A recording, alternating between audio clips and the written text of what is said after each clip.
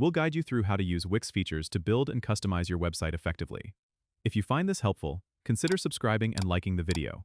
First, go to the Wix website and log in to your account. Once you're in, you'll be directed to your dashboard. Here, you can either create a new site or manage an existing one.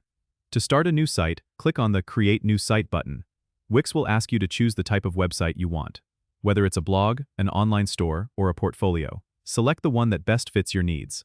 After that, you'll be taken to the template selection page. Wix offers a variety of templates, so take your time to browse through them. Once you've found a template you like, click Edit to open it in Wix Editor. This is where the magic happens. The Wix Editor is a drag-and-drop tool that allows you to customize your site with ease.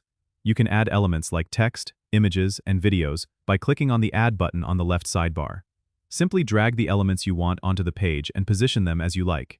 If you need to change the text, just click on it and start typing. For images, click on them and use the Change Image button to upload your own. To manage site settings, click on the Settings icon. Here, you can set up your site's SEO, connect a domain, and manage general settings. If you're building an online store, make sure to visit the Store Manager to add products and set up payment methods. Once you're satisfied with your design, click on the Preview button to see how it looks. If everything is in place, go ahead and hit Publish to make your site live. And there you go. You've just used Wix features to create your own website. Don't forget to subscribe and comment if this helped you out.